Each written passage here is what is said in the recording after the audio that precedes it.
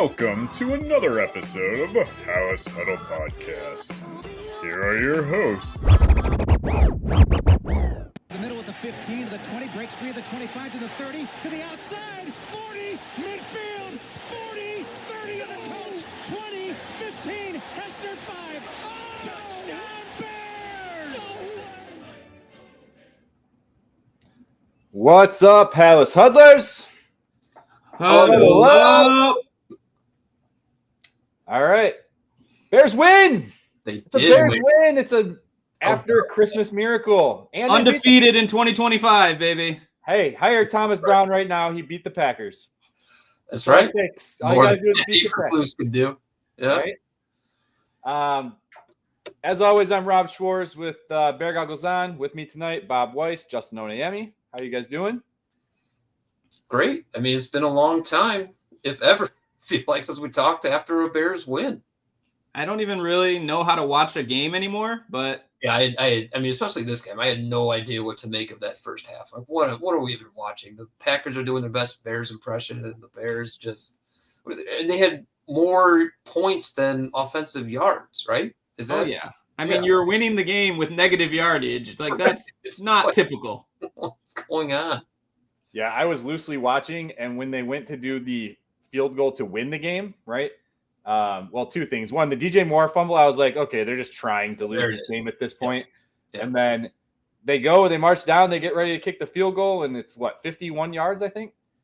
And I don't know, I glanced over and I saw them highlight a defender like in that same spot where they blocked the kick in the first matchup. And I thought that I was witnessing history repeating itself. And then I realized, wait, no, that's not it. And then I saw the kick go in, and obviously I was excited. But I mean, the win does move them down to 10th from 9th in the draft. So we'll see how that affects things, if it does at all.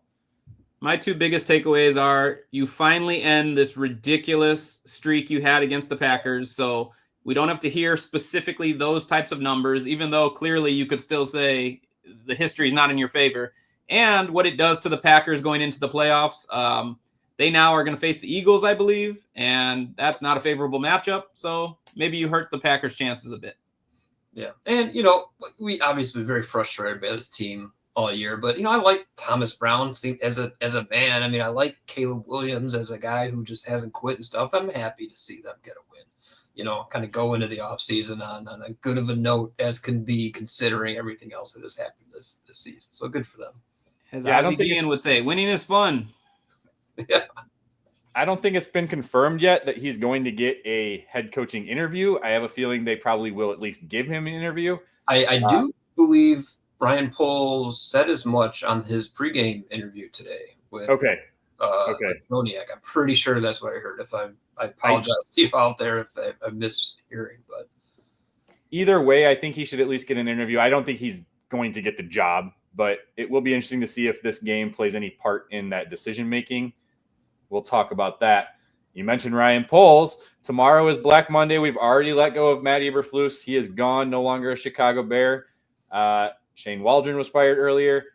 Now we get to see, does Ryan Poles survive Black Monday, or will he stick around? That's going to be our main topic for tonight's show. Before we get into that, though, I do want you guys to head over to FOCO. FOCO has a great collection of bobbleheads and other memorabilia. And right now, they just released earlier this week a Walter Payton limited edition. Only 144 of these are being sold. If you go over there, I'll have the link in our description page. Go over there and get this pre-ordered before they sell out. And let me tell you, they do sell out. I know the Urlacher one is not available, hasn't been for a while. And there's a few others out there. So head on over to FOCO and get yourself one of these legendary Walter Payton bobbleheads. All right, so we talked about it. Black Monday, we're going to see tomorrow if he survives that. If he survives at all before the next offseason, doesn't necessarily have to be fired tomorrow, right? But we've already seen one move after today's game. It was almost instantaneously that Gerard Mayo was fired. That's the first one. There's also reports that Trent Baalke and Doug Peterson are probably getting released down in Jacksonville. Why didn't the Patriots let Mayo do a press conference, then fire him? Well, I mean, that's what the Bears would have done. Did they send him out for his post-game press conference and then fire him? I don't even really know what happened. Well, I mean, that's day of game, I guess. Right, but I'm talking, the Eberflus treatment. Yeah. Yeah, it'll be interesting to see what happens. But if you are in on the Ben Johnson situation, and again, we will talk about that on a different episode. The Jaguars firing both GM and coach could be, maybe a more what's the word I'm looking for? A place thing to do. Johnson would rather go. To do. Yes, well, that too. I know. You were saying Ben Johnson would prefer to go to a place where he can have more control over his hand-picked GM and things. Yep. Like that. Yes. Yeah. But it's also just better process than the Bears, if they really are going to fire Poles, they probably should have already. But, we'll get into whether we think if we would fire Poles or not. Obviously, they're going to do the Bears thing, which will probably be wrong. But, we'll give you our evaluation. Yeah. So, if you guys are ready to get into the polls evaluation, we'll do that. Just so everyone knows, we broke this down into 4 categories. We have coaching, we have player personnel. The player personnel obviously includes a lot of free agency. It includes trades for players, trades of players. We have building through the draft, which is all about the draft. Some things might overlap in little areas, like we talked, like the Carolina trade. Obviously, is going to overlap a little bit because you got DJ Moore in that trade as well. So it's not just draft picks. And then I forgot what the other one was. Team building, culture. Team building, yeah, team building, the culture, the way that the positions are built, like as a whole, not necessarily as a player, diving in on specific players. Discipline, attention to detail, those types of things all went into that. So we have grades for all of these, not grades, but like a grading scale type thing that we came up with, and we'll talk about that a little bit and make a decision at the end on if we agree with where we have it with our scale and Ryan Poles needs to go or Ryan Poles needs to stay. We'll predict and make our own decisions on that. So we're going to start with coaching. I'm going to throw it to Justin first. Good, bad, ugly. What do you got? Okay. Well, it would be really easy, I think, to pile on Ryan Poles in regards to coaching decisions. But I kind of want to break it down a little bit and give it a little bit of nuance here. I am not coming down on him on the initial hiring of Matt Eberflus, even though I think it does point to bad organization when you hire this GM and now you're giving him that big of a decision to make just 3 days later or 2 days later or whatever it was. But I'm going to give him a little bit of a pass on that. However, where I am going to be critical of him is coming into this season. I would have to roll back the tapes. I'm a big Ryan Poles supporter. I am. And so when they decided to bring Matt Eberflus back, I tried to see the positive of it. Taking a team that was 4-13 and now 7-9, they're tryhards, all of that. But it was clearly not the right decision when you look at aligning, just getting your organization aligned. And when we talk later about player personnel and things like that, he seems to understand that when it comes to those things, wanting to get his guys in place. And I guess Eberflus really was his guy. But by making that decision, now you put yourself tied to him, and it was a bad decision. And I'm going to throw Shane Waldron in there too, because I think that was a bad process. You interviewed 9 people, only 1 got a second interview, and it was a dumpster fire. So it makes me wonder, were 8 that much worse? I'll leave it there. I'm pretty concerned about his coaching, and I'm going to say out of 5 highest level of concern, I'm putting it at a 4. Babo? Yes, I'm going to follow that with a 4 of my own as well.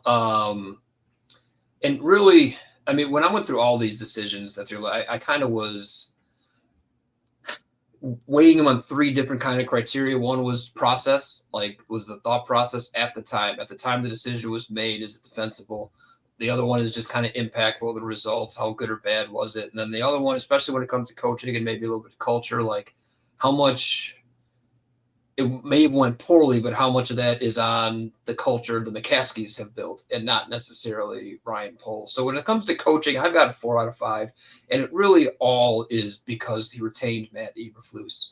At the time, it was bad process. Everybody knew you have to align your coach with the quarterback, especially one who hasn't done anything to prove that he is a capable NFL head coach. He had to go at the beginning of the season. So really, it's all just because of that. The Shane Waldron, I actually don't think it was bad process. This is something that we get in that I've thought about a lot of these things. All of these NFL teams pretty much have the same information. I bet you all NFL teams thought the same thing about all these offensive coordinators. The problem is the decision making.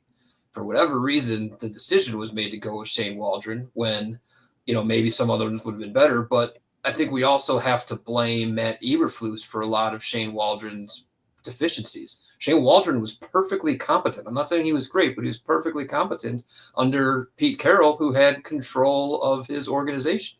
You come to Eberflus, who just was a guy who was a defensive coordinator thrust into being a head coach, and Waldron didn't have the same guidance, the same direction, the same whatever, and he struggled to live up to the freedom that he was given under Eberflus. So, coaching all the way around, 4 out of 5, really, really bad. He only gets the 4 and not a 5 because he might have been appeasing to McCaskey's desires to not fire head coaches when he retained Eberflus this offseason.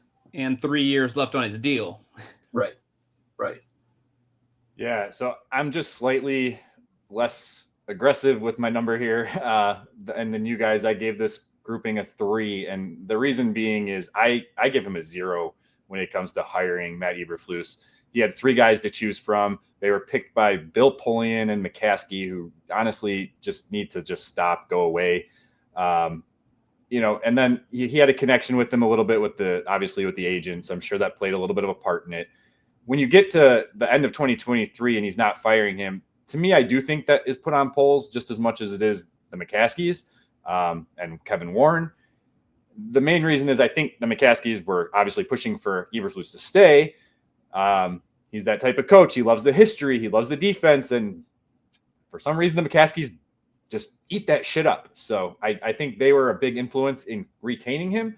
But I do think we've seen Ryan Poles develops these really intricate relationships, and it's hard for him to make decisions without emotion sometimes.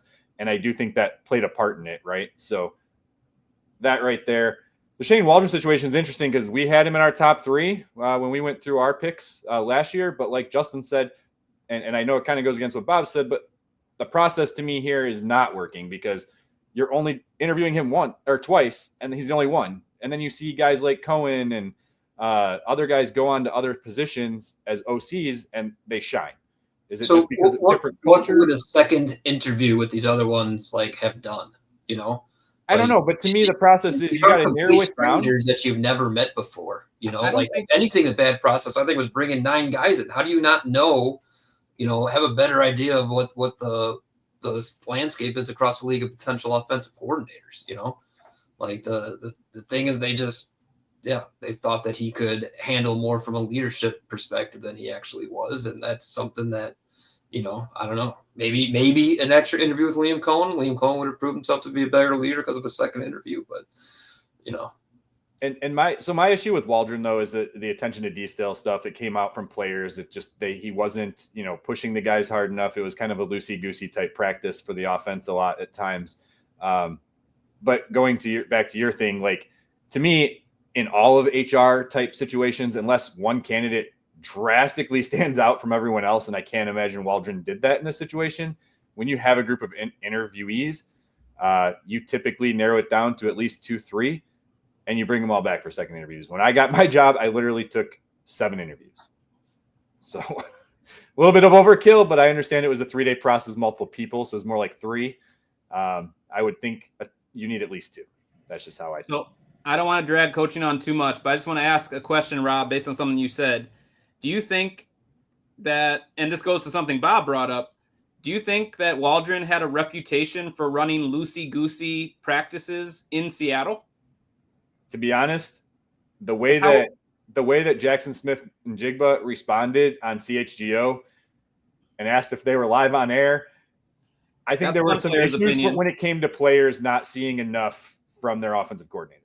Okay, that's fair, but I don't know what they did in 2 interviews to decide if that was or was not going to be the case, but they severely missed. He was in our top 3. So, and we weren't there. So he could have been a perfect interviewer, right? There's people out there that are great at interviewing. and then they get in their positions and they can't handle the job.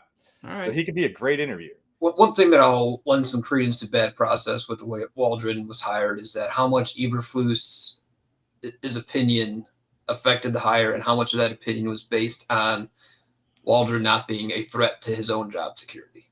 So that probably is bad process there if your decision making is based off of that. And I'll do a tease here because I want to come back to that at the very end of this episode to talk about, is that in play with polls now? Right. Correct. Right. And I think this is a good transition into pro player personnel, right? So because I'm going to transition it like this.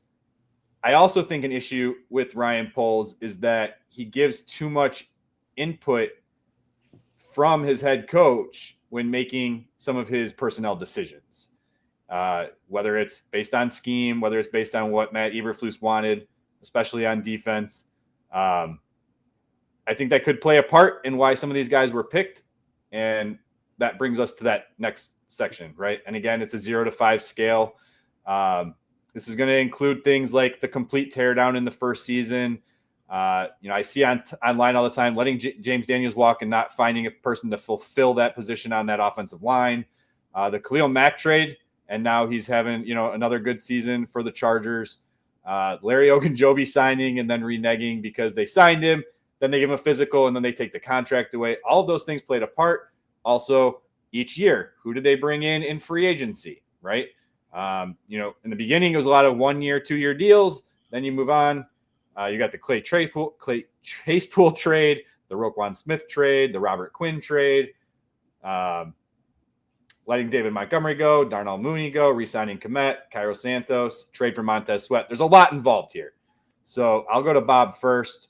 So I went to Justin last time. Where did you end up in your 0 to 5 scale? So I was really torn on this. I'm between a 1 and a 2, and maybe we'll just at the end we'll get it. But I don't really think he's done too much wrong in this. I think the stuff that he did from the teardown made sense. Getting a second-round pick for Khalil Mack with that contract, I think, was actually a really good move. Trading Robert Quinn for what, again, 5th or a 4th for him, that was a really good move. Roquan Smith, obviously he's a very good player, but they were tearing things down, and they got a second-round pick for him, right? Claypool's really bad. You talk about Nate Davis, that's really bad. But, the other guys that he's brought in for the most part have fit in and done really well. I mean, even some of those 1 year contracts, they got everything they wanted out of Morrow and Patrick. And maybe you say it should have swung bigger than that, but not in that first year of the rebuild, right? The reason I'm between a 1 and a 2 is just because he did not do enough in this 2024 free agency to bring in impact players at positions of need. And so that's kind of, you talk about the Claypool trade was really, really bad. Nate Davis was really, really bad, and not bringing in an offensive lineman is really, really bad. So, but that's really all it is. I really think he's done a really good job on the pro personnel side otherwise. So I'm talking myself into a 1. I think I'm going to give him a 1 and not a 2. Well, you talked me down from my number, but it's a higher number. I'm going to give him a 3, and I almost wanted to go all the way as high as 4. So maybe I'm just a very frustrated Bears fan, but we talked about this off air, but for the sake of the viewers and listeners, it is hard because you're not sure if every decision is weighted equally. There were some major misses. So for instance, I think the Nate Davis situation is a really bad blemish on his record.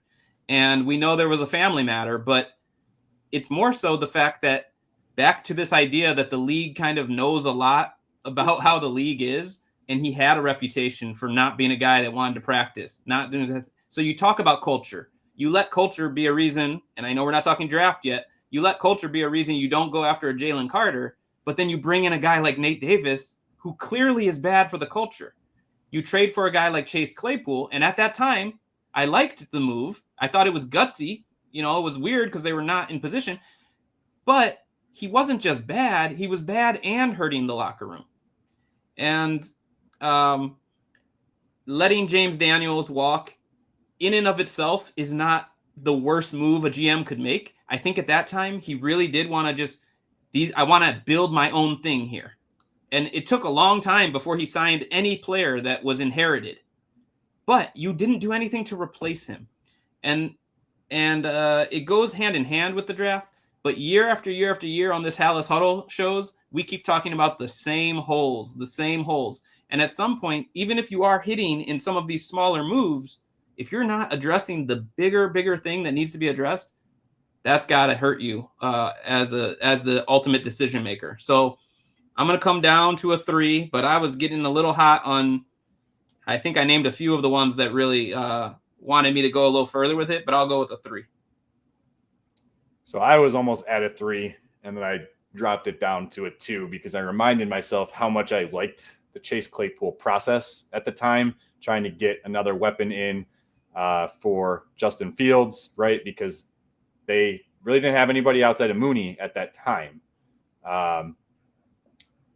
So that one was obviously a blunder, but I talked myself down a little bit just because and people say it was a first-round pick that the Steelers received. It was really a second. It's just because the Dolphins had gotten, they lost one of their picks they lost their first-round pick that year. It ended up being the 32nd pick without the first-round benefits, right? I don't know. Like, I can see the process and the decision-making with a lot of the stuff, but I can't go as low as a 1 just because of the abandonment, in my opinion, of the interior offensive line, especially center and right guard, after you already saw, it happened in 2023. Like you saw in 2022, obviously, you thought Nate Davis might do something, but you saw it in 2023. You brought in just basic guys like to replace him, Lucas Patrick, and you wanted Ryan Bates a year earlier, and then you got him in 2024. And there's just a lot of like moves. I think they have the 32nd the lowest salary for their offensive line. Like, I like Braxton Jones. I don't think he's elite, but he's a good left tackle, slightly above average left tackle. I like Darnell Wright.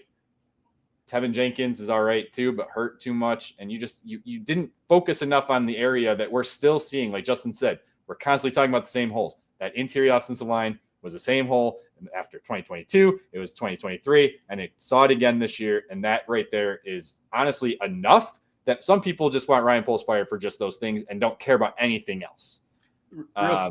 Real quick, back to Claypool. You and I, Rob, both liked it at the time. We talked about it on the show. But remember, he had to make that move because of how bad that position was and he's part of that creation. And I kind of want to say the same thing with, there was another move that you had kind of mentioned that I lost it. Oh, Darrell Taylor.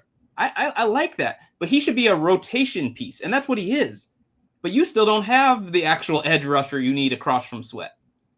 And so even some of his moves that I wanted to be positive on, you downgrade when you look at the whole picture.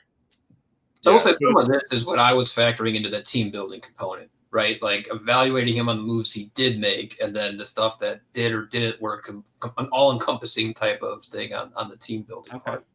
The other thing, though, that neither of you mentioned, but I'm sure it played a part in your process, is how he completely changed and fixed the salary cap. It went from being really, really bad when he took over, when he did the teardown and tore it, brought it back up. They've had really good salary cap last year and really good salary cap heading into 2025.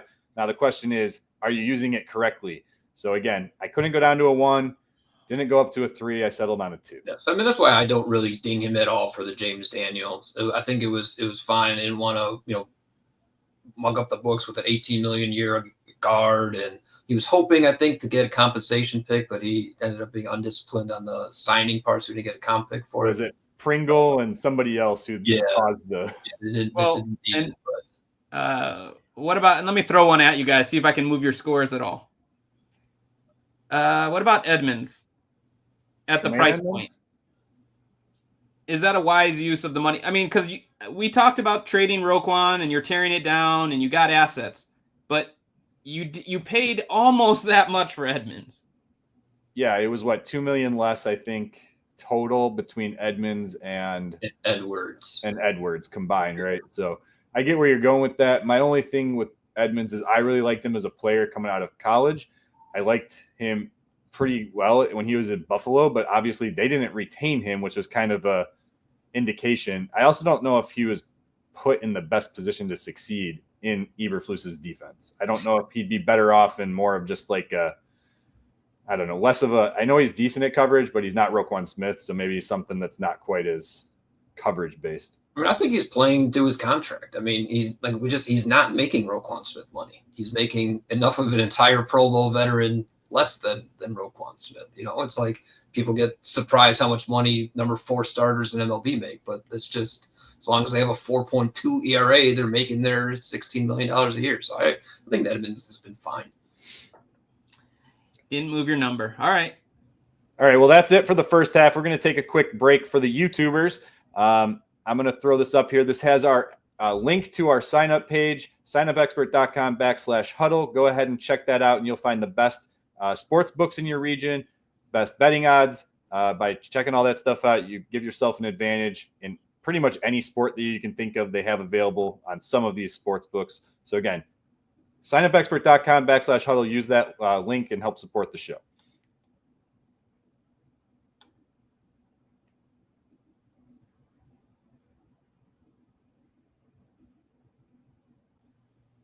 All right, we are back. This is part 2 of the Ryan Poles Black Monday Will He Survive episode.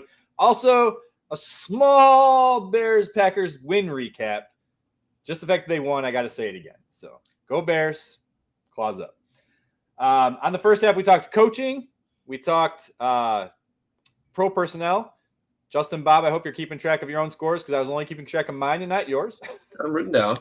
But we gave a score from 0 to 5 on a grading scale, and for each section. And now we're going to get into 3 and 4. Next one is what Ryan Poles claimed to be the most important part of rebuilding this team. He talked about building through the draft. So we are going to just take a look at the 2022, 2023, and 2024 drafts as a whole, including all the trades that may have taken place within that. And that's going to just basically impact our decision on where we're going to go on the scale. Obviously, we are also keeping account of the fact, and Justin already, I think, brought it up, or maybe it was Bob, the fact that they decided not to take Jalen Carter. That is also impacted within this decision-making. So I think Bob was last up, so we'll go to Justin to start us off with the draft analysis.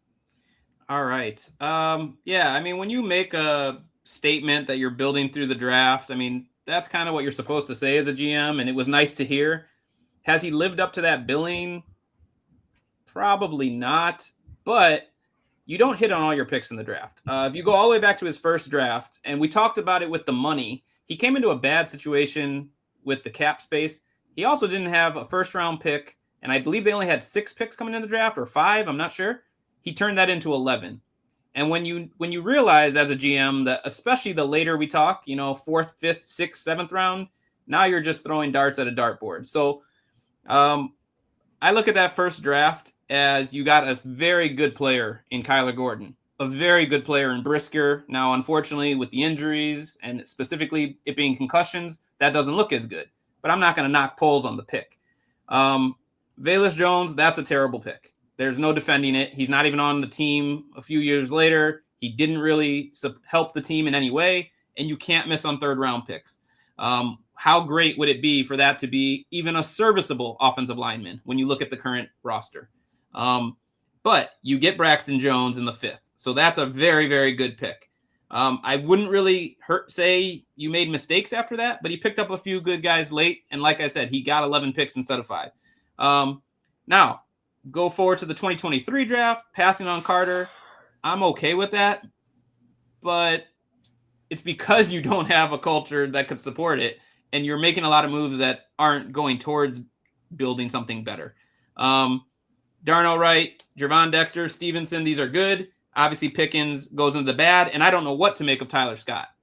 Is that on Poles? Is that on your coaching staff? Is there not cohesion in the way you guys think of talent? And this year's draft, you had to draft Caleb Williams, I feel, and they did.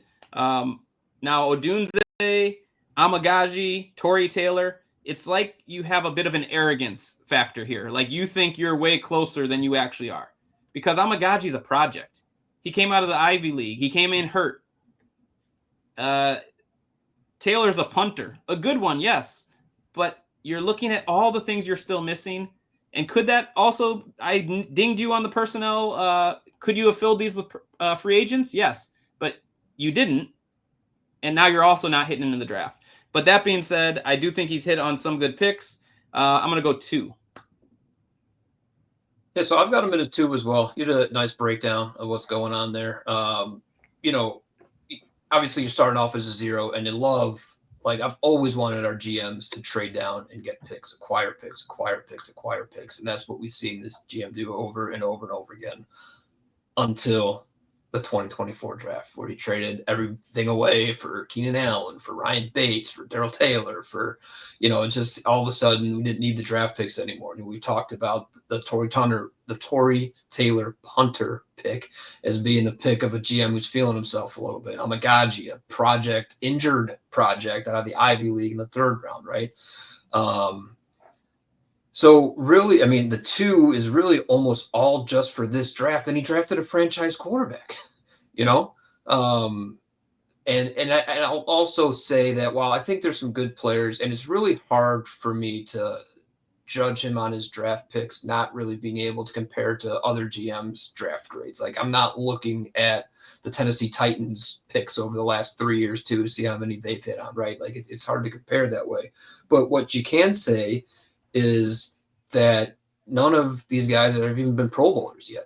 I don't know what the stats are and how many times a 2nd-round pick should be in a Pro Bowl, but, none of them have made it. People have been praising Kyler Gordon. I like when, the national announcers are praising Kyler Gordon every game. That's great. I love Kyler Gordon too, Darnell Wright looks like a solid starter at least, but how close is he Pro Bowl? If the Bears win 12 games, does that mean he's just a Pro Bowler because he's a good tackle on a winning team? Like, I don't know, but there's been no truly impact players.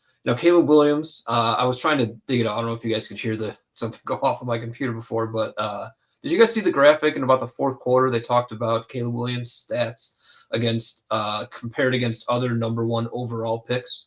No. So there's been 5th best record or something? Yeah, there's been 29 quarterbacks taken number 1 overall. And for record, he had like the 14th best record. But in terms of I know touchdown to interception ratio, he was number 1 overall. And I want to say in passing yards and rushing yards per game, he was 5th overall. So, I mean, whatever. All I'm trying to say is a good pick. It was a good pick, right? People who are against him at this point, I think, need to check themselves. But did you also see, and I'm just going to defend him a little bit here, he's played behind 27 different combinations of offensive line? Is that it? In 17 games? In 17 games? I will say, as much as I'm saying Caleb Williams is a good pick, Caleb Williams is clearly the Bears' best quarterback ever, clearly the franchise to build around. When we get into some other episodes, I'm putting Caleb Williams slightly in part of the problem as opposed to the solution. We can get into why I feel that way, but, today was a good step in the right direction for me feeling a little bit better about Caleb Williams and the reclamation that might be needed for him. But overall, for Ryan Poles' draft, I got him as a 2 out of 5, and I was probably leaning 1, but I think 2 just because of, this draft class beyond Caleb and Adunze has been a 0, and there's been no Pro Bowlers. So, as we know, I absolutely love preparing for the NFL draft, right? It's one of my favorite things to do. It's probably my favorite thing when it comes to this podcast is going through, diving into players, figuring out how my own rankings from top to bottom by position, giving rounds that I expect players to go in, or tiers of rounds that I expect players to go in. So this was my favorite part to dissect. And what I did is I went through each draft and I just gave it a hit. If I thought the player was a hit based off position, based off of where they were drafted, and, for other reasons. Maybe not doing all 30 picks or whatever. I'm curious to know what your hits were. Can you just go through your hits? I'm going to quickly go through them, but I will say the only reason that I gave him my final grade is because of only one draft, kind of like you did, but in a different reason. So the 2022 draft, I have Kyler Gordon, Jaquan Brisker as hits. Braxton Jones as a 5th round pick was a hit, and I have Elijah Hicks as a 7th round pick as a hit. Velus Jones is a bust. Velus Jones is a bust, and he went in a wrong direction there. It should have been offensive line. I've said it multiple times, and I've listed off a few guys that were clearly a better pick and ranked higher on my board than Velus Jones. And he was already qualified for Social Security. Exactly. I'm pretty sure, he's probably in a retirement home right now. So 2023 draft, I have Darnell Wright as a hit. I put also just in quotes good that they passed on Jalen Carter. I talked about that enough on the show. Jervon Dexter, I have a hit. I also I should say I put some juries still out on guys. I'm not going to mark them as good or bad quite yet. So like Tyreek Stevenson, to me, the jury's still out. Like he's going to have to get mentally correct and grow up. See, I don't know. Maybe Justin, I'm content on calling him a hit. He good. started 30. He's not good, but he started 30-some games. No, that's a hit. But that's a hit. If it wasn't for to turn that into team success, right, hits and need to lead to something. He had a good game today, from what I saw. Like, I mean, again, I didn't get to watch it as closely as I would have liked, especially because they won. I will go back and rewatch it, but I thought he had a good game today. It's just the mental lapses and mental errors that need to be cleaned up. And until he gets that under control, to me, the jury's just still out. Like he has the potential to become a hit, but he also looks like to me a guy who won't get a second contract. And to me, second contracts are usually what generates if you're a hit or not. Roschon Johnson, also the jury's still out. I think he's a good player. I just think the concussions and injuries keeping him off the field is why I don't have him any higher. I have Terrell Smith as a hit. This draft is the one that caused me to go up in my rankings as far as 0 to 5, my grade scale, because I just felt like there's a couple areas that they could have went differently. Again, my bust obviously being Zach Pickens.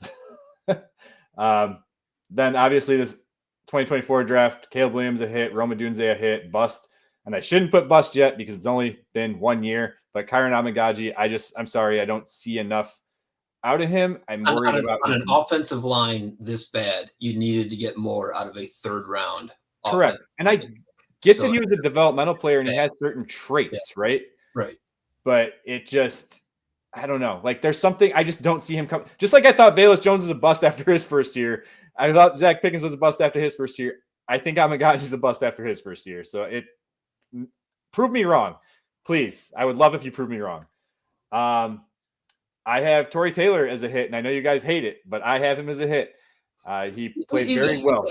He's a hit. It's just like, it's a. He should have drafted Torrey Taylor. It's like a diamond necklace when you're now can't even afford pants. Like yes and no though, because in the fourth round, the chances of hitting, like actually hitting a player that's going to be consistently playing or starting, it's less than 10%. So I just am fine with taking a player at a position. You ended up having the 32nd worst punt. He's the worst punter in the league this year. Again, I can't remember which team he plays for, but Trent Gill was the worst punter in the league again. Yeah. So you upgraded that drastically, and I'm perfectly okay with that.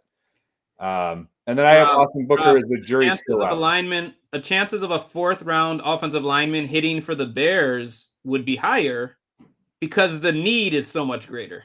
Yeah, I mean, you say 10%, that's fine, but what are the chances that a guy would have been better than Larry Borum?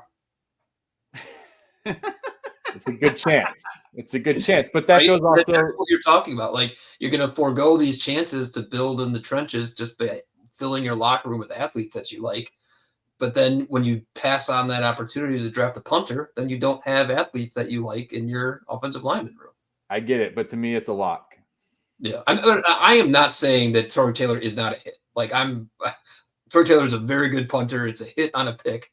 I just think it's debatable. At the time, process was debatable, and then obviously the result is what did Torrey Taylor do this year to impact winning more than a guy who just would have not been a turnstile at left tackle for a few years. Exactly. Larry Borum's the perfect guy to bring up, Bob, because it's actually incredible to me that Caleb Williams took as many snaps as he did this season. He started every game. I know he came out a couple times, and there were a couple of garbage times where Bajent came out as well.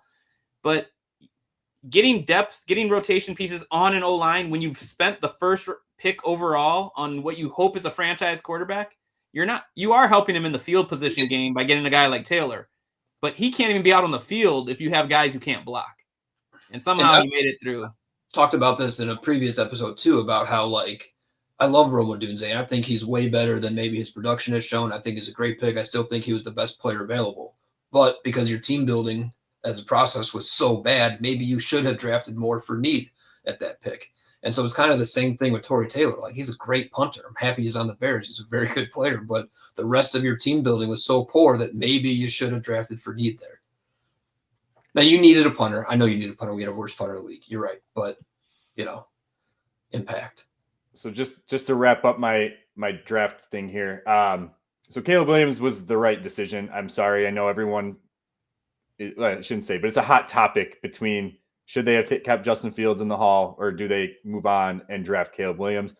Even before that, during last season, I don't know if you remember me talking about it, and I love Justin Fields, but if the opportunity came up to get Caleb Williams, I'm going to do it, right? And we did talk, like, is there a way that you wouldn't? And maybe, they're picking in the late teens. Obviously, Justin Fields had a good year, and you're just going to keep him and not do that and take the haul. But they were in the top 10 with their own pick, and to me, it just seemed like the right move to do. As a prospect, he was a way better prospect than Justin Fields. And we'll get into more Caleb Williams stuff, I know, as a group. And then I decided to wait until the season was over to go through all 17 games to figure out the garbage time stuff because I didn't want it to be impartial with 2 games left in the season. Going with the Roma Dunze stuff really quick. I love the pick at the time. We were at that, draft party. The place went crazy, right? It was even louder for that than it was the Caleb Williams. And I understand your point to maybe going offensive line, and this is going to bite me in the ass here because Justin made it very important point. It's the Bears offensive line, not just offensive line in general. But I didn't see anyone that they could reasonably get around 9 that was worthy of 9 that would have made a difference on this team. Yeah, I love the best player available approach. And Roma Dunze is a way better wide receiver than those offensive linemen. But maybe Olu Fashanu adds a little bit of stability to the offensive line this year. But he's an offensive tackle, and he's been playing worse than the 2 tackles you had. I mean, no one knew Braxton Jones was going to miss 5 games this year. No doubt. We all said we like Odunze, so let's keep him on the team. But Odunze was the 9th pick, and Amagaji, I believe, I don't have it. I think he was 72. 72 is right. Between 9 and 72, or at 72, you had to get somebody to protect Caleb Williams, and you didn't. It wasn't Amagaji, and it wasn't. I can't pick a name, but there was always the trade down opportunity that we'd always talked about, and this is where I'm going to pat myself on the back a little bit here. I had talked about let's trade down, let's trade a Dunze, let's get a first and maybe 2 seconds or 2 firsts, whatever we get for him, and get Brian Thomas Jr. because I thought Brian Thomas Jr. was being slept on a little bit. So that would have been maybe a Brian Thomas Jr. and then an offensive lineman in the 2nd round or something. He proved you right too. I think he ended up with 10 touchdowns and over 1,000 yards. I'm not getting the name. I want to say his first name Zach, but I don't know if that's right. But there was a center we liked coming out. Frazier. There you go. Frazier. Maybe you have Brian Thomas Jr. and Frazier. I think he went in the 2nd. Yeah. Yeah, I could understand that process, right? Draft, move down, and not take Olu, and then either way, I gave, I forget what I gave polls now, 2 in draft. And Dunze is firmly in the plus. I'm not saying they shouldn't have. It's fine, but it's just because of the deficiencies with the rest of your roster building. Now your better decisions are being called into question. Right. So you went 2, Justin. I think you went 2. I went 1. So I'm good with draft. Let's move on to the last category here, and that's team building. Again, 0 through 5 scale. I'll send it to you first, Bob.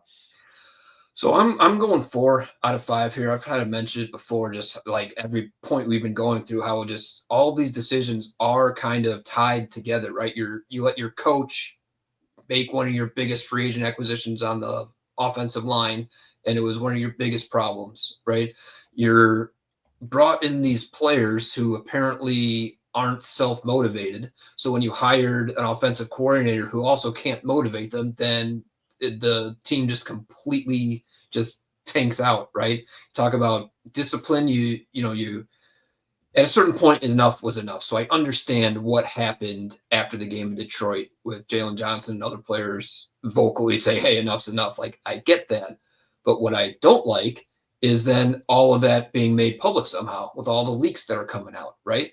That's on polls. So The only reason I'm giving him a 4 instead of a 5 again is because of the McCaskey part of all this, about how, like we talked about before, if the board made up of the board of the Chicago Bears is made up just George McCaskey's family members, they're not holding him accountable. So he knows that he's doing a bad job, but he's not being held accountable. So in his mind, it's like, okay, well, I know I'm trying to do my best, but it's not working. And that's how he then holds everyone else accountable. Like, I know you're trying to do your best, but, I'm not going to actually hold you accountable. But, and that just filters its way all the way down to how everybody makes their decisions. So McCaskey definitely has a big part of this, but, there's just been so much, and this season couldn't have displayed it any better about how it just all failed to come together. And a lot of it is I want to go back and watch some of our episodes, but the team looks great. They've got all these weapons. They got a franchise quarterback. They got all this stuff. It's just we don't know about the coach and the offensive line. What happened? The coach and the offensive line. So like it all just didn't come together, and so that's the biggest reason probably why he deserves to go. So, Bob, you said that all very well, and I remember on personnel I went a little harder than you, but you kind of said maybe it was going to come out in this culture part. So I think we're going to even out, because I'm going 3, even though a lot of the things you said I do see.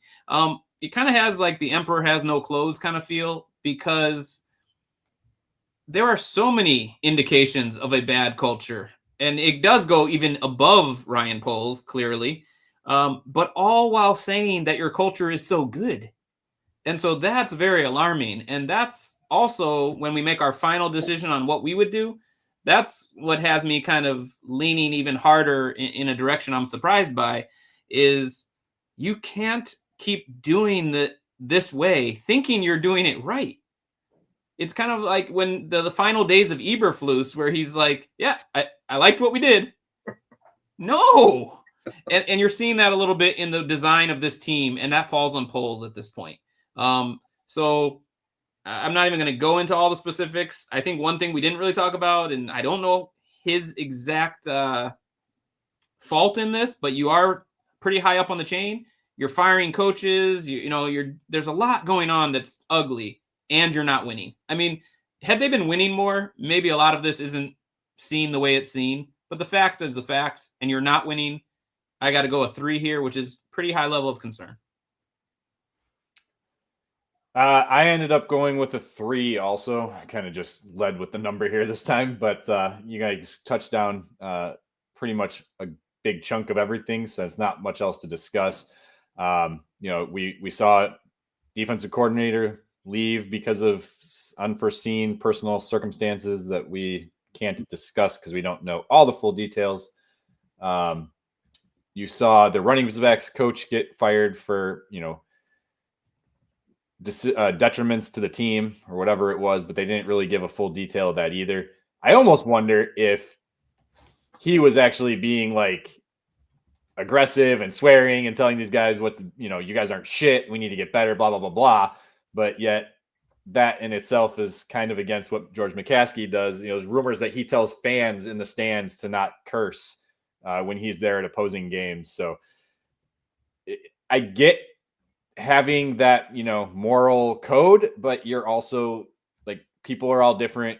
You have a building with probably 100 people total in the building, including players and everything else, like down to equipment management and all that. People are going to swear. Like, you got to get over it. You just do. We swear at work. I swear at home. They're just words. Get over it. So I wonder how much is playing a part in that. And that also scares me with the hiring process of any coach this year. Ben Johnson is obviously the gold prize, I think, for everybody. I don't know.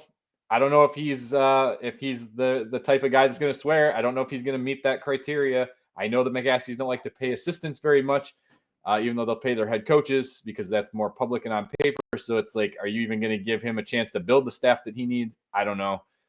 It's going to wear down. I know that's not on Poles necessarily, but it's just frustrating and part of, in my opinion, building, not necessarily team building, but like franchise building, right? There's a culture that's built here, and the McCaskeys are not viewed very highly.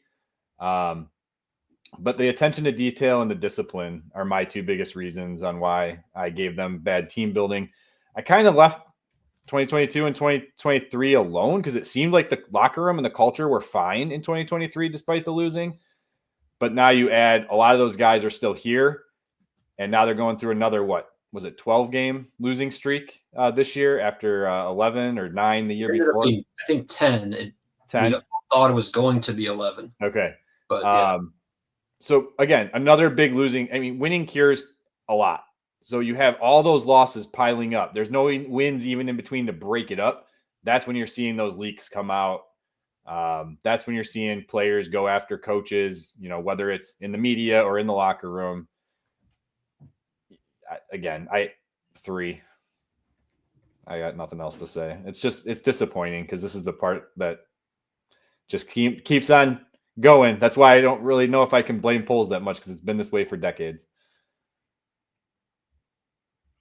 Yeah, so I mean, we go into just wrap it all up. Final, like, what do we think, and then what's going to happen? Yeah, so we will give a prediction on what we think the Chicago Bears are going to do, and we will also make a comment on what we would do as far as, do you do it? Make the decision tomorrow? Do you give it a few more weeks to think about it? But either way, is Ryan Poles gone, or is he coming back in 2025? Justin, I think you're up first. And give your final score too. I don't know if that. All right, I landed at a 12. You break that out over 4 categories. I'm a 3 level of concern. And the way I look at it, if you're a 0, we wouldn't even think about firing you. You are the guy. We wouldn't even do this episode. Yeah. 1, we have some concern, but clearly you're our guy. 2, there are issues here, and you are part of that. 3, you might not be the guy for this job. And that's where I landed. My prediction is he will stay. My fear is that he will stay and it will impact the coaching search. Could I see a future where the Bears are very successful and Ryan Poles is still the GM? Yes, I can.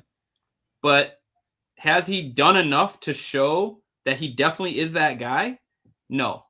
To me, it's kind of like the Justin Fields situation, where Justin Fields last year had an opportunity to show, yes, I am that dude. He didn't do enough to make you definitely say yes, which means the answer was no. And so Poles is right there now too. I think they will keep him. I hope it does not impact the coaching search negatively. I would let him go because if I'm having that reservation in such an important hire, then that's already my answer. I would be letting him go at this point, but I don't think the Bears will. Bob? Yeah, so I do not think the Bears are going to let him go, at least not tomorrow, because that would be the right thing to do. They're not going to do that. Instead, they're going to drag him along through this head coaching search until a head coach that McCaskey likes. Like, I don't even know. Like, if the head coach that McCaskey ends up liking because he says, golly gee, shucks, and all this stuff, but he says, hey, I want to be your head coach too, but I don't think we should be working with Ryan Poles, not because he's a bad guy, but just because that's not how the NFL works, George. We all work together from the same point, and we all build together from the front office and from the sidelines. I just don't know what George would do because I don't think George wants to fire Poles either. I bet it's a situation where Warren probably knows what the right thing to do is, but then George is saying, well, no, let's just go like Poles so much. I picked him up from the airport and everything, blah, blah, blah, blah, blah. So, no, I don't think the Bears are going to do the right thing and just move on because it's the right thing to do. It's a lot because of what you said to Justin Fields. I think the Eberflus decision last year is very similar too. As soon as you start making concessions like, well, if something else goes wrong, then yeah, we'll get rid of him. Just get rid of him, And you look at the scores that I broke down, like it's the coaching was the problem and it's the culture's the problem. And we just saw at the Eberflus firing press conference how much of an impact McCaskey and Warren had on coaching, right? They were in on that. So how much you even blame really Poles for the coach, even though I gave him a 4, but like, he might actually be a good GM with the pro personnel in the draft. He actually might be okay, right? So it's tough to – I guess at the end of the day, I'm just very frustrated that I'm a Bears fan. And Jordan McCaskey has such an impact on how I feel about this team. But because McCaskey is there, I think the best thing to do is to get rid of Poles and bring in a GM and a coach at the same time. Justin, before I just because Bob just said it, before I go to my number, you foreshadowed something before we went to break, and we didn't touch on it really quick. Do you recall what that was? Oh, just that if Eberflus was bringing in coaching offensive coordinators that he was not worried would take his job, is Poles going to only bring in coaching candidates that he's thinking wouldn't demand that he's removed? And if you're doing the search that way, you're already not doing it right. So that's the unfortunate reality, because I don't think they're going to make a move on Poles. So he is he leading it? I don't know. Is he just part of it? I don't know. But that ambiguity can't be a good thing. It just can't. Yeah, so that'll lead into what I had to say. That's why I threw it back to you real quick. So I ended up with a 9. I think I'm obviously a little bit higher on the Ryan Poles bandwagon than you two. But I made it go from must go or must stay, should stay, could stay or go, should go, and must go. And I ended up in could stay or go. So I wouldn't be mad either way. But here's what I actually think is going to happen. I'm going to add a prediction to mine here. I think they are going to announce very soon, if not tomorrow, a 3-year extension for Ryan Poles. He will be staying in Chicago. I think that way coaches will know he is safe. He will be aligned with him, and they will go together going forward, just aligning coach, GM, and bringing the quarterback with us. I know it's not the 3 that we want together, but at least it's something. And I can get behind that. The reason I say it is I believe they did something similar with Ryan Pace when they brought Matt Nagy in after John Fox. So I think they did something similar. I think it's going to happen again with Ryan Poles. Keep doing what you've been doing. maybe I can't get behind that. Well, so just to wrap up, though, again, could stay or go. If I am Kevin Warren making this decision, and I'm hearing enough rumblings from agents while trying to set up interviews with coaches, right? And I would have knowledge of that. So that's going into my prediction. I wouldn't fire him tomorrow. I would give it a couple days. And if that's the case, Ryan Poles needs to go, because I'm not going to let my head coach position be impacted by a general manager who has, I think, done a good job, but there's enough other men out there or women who can handle that job too. And let's just align it and make my head coach happy and move forward. Yeah, I think the alignment of the 2 positions is just got to trump everything else right now.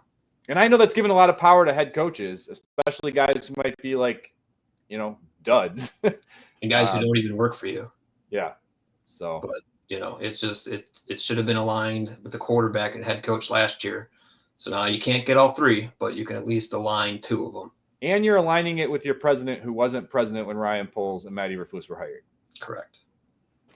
All right, that's all I got. I went a little bit long here. Hope everyone enjoyed this episode. Please, I didn't ask earlier, please hit the subscribe button. Try to build this thing up so we have more time and episodes for you guys. Until whenever, we'll figure out a schedule. This is the Halas Huddle. Bear down, claws up. Go Bears. Undefeated in 2025. Cannot find my cursor. So you can still keep blocking off there. Is that going for 3 and then